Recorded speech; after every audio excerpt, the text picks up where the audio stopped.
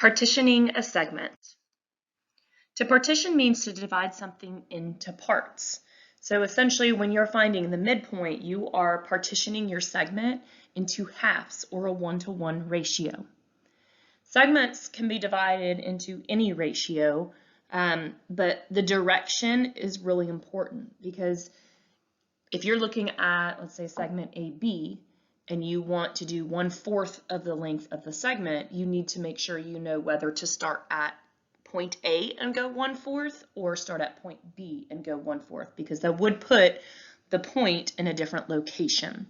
So it's going to be very important as we do these examples to pay attention to the location of where you're starting and the direction of where you're going, as well as the ratio or the fraction that you're given. So on a lot of these problems, you might be given a ratio. And when you have a ratio, you can turn that into a fraction by taking the first number. So in the example down at the bottom, 1, that becomes your numerator, and your denominator is the sum of the two parts. So 1 + 3 is 4. So a ratio of 1 to 3 really means 1/4.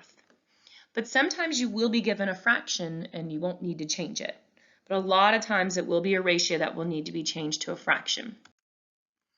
So the formula for partitioning a segment, and I know it looks crazy just by looking at all of these variables, it's really not that bad.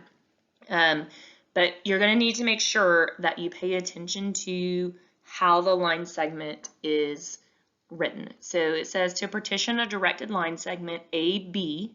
Okay, so the way that this is written, because it says AB, you would start at point A and work towards point B. If that was switched around, you would start at point B. Okay, so A is going to just have the coordinates x1, y1, because that's your starting point, and B is x2, y2. And then your ratio would be given A to B. And again, like, you're going to have numbers there, so it's not going to look as crazy. But you're going to start with x, your first x. You're going to add what you get with the ratio multiplied by the difference or the distance between the two x coordinates. And then you're going to do the same thing for your y coordinate. So let's look at some examples, because again, that formula can be very overwhelming without seeing how it's actually put into practice. So for example 1, it says determine the coordinates of point U that partitions the directed line segment HG into a 3-to-1 ratio if H is -8, 7, and G is 8, -1. So what's really important is paying attention to the way that this is written. Because it says that H is first and then G, that means you are going to start at H and end at G. We also need to take our ratio 3-to-1 and we need to turn that to a fraction. So to do that, 3 is going to be our numerator. And then to get our denominator, we just add 3 and 1 together. So this becomes 3/4. So to get the coordinates of our points, we're going to start with x. We're going to start with the starting x value, which is -8. Then we're going to add our ratio, and we're going to multiply that ratio to the difference in the x values, but you need to make sure that you do the end minus the beginning. So 8 minus -8. And then you're going to do the exact same thing with the y coordinate. So the starting y coordinate is 7. We're going to add in our ratio, and that ratio is going to get multiplied by the difference in the y coordinates, but make sure you do the end y coordinate, which is -1, minus the starting y coordinate, which is 7.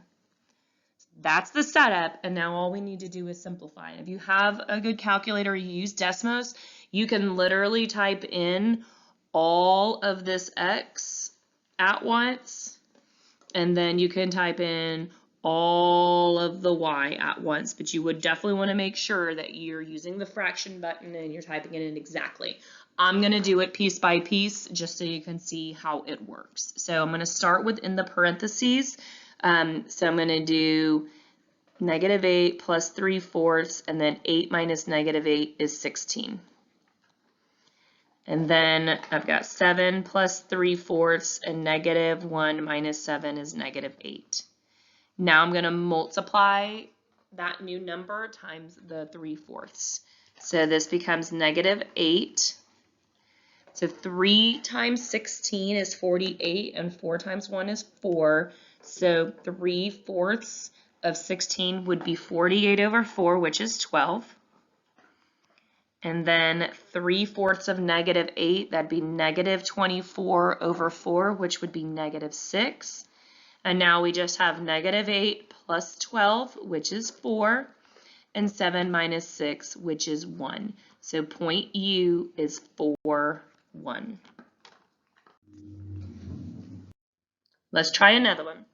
Determine the coordinates of point A that divides the directed line segment NM so that N is 2/3 the distance to M. So pay attention to the directed line segment. It says NM. So that means N is our starting point and M is our ending point. So let's identify the coordinates. N is -2, 5. And M is 6, -1. Again, since N was listed first, that's going to be where we start. And since M was listed second, that's going to be the end. Notice they give us a fraction, not a ratio this time, so we don't need to do anything to change it. That is going to be the fraction that we use. So let's start with our x-coordinates. The starting x-coordinate is -2. Add the fraction. And then the ending x-coordinate, which is 6, minus the beginning x-coordinate, which is 2. Oops, I accidentally wrote 2/5 instead of 2/3.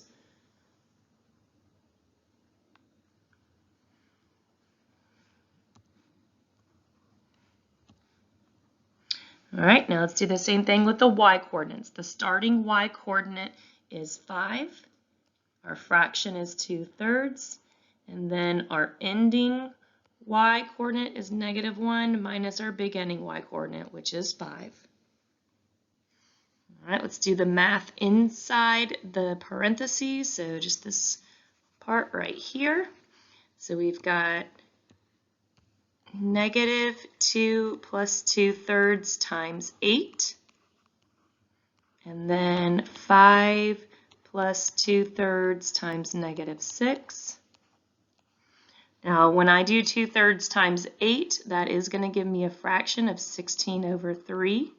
No worries, it's okay to get fractional answers.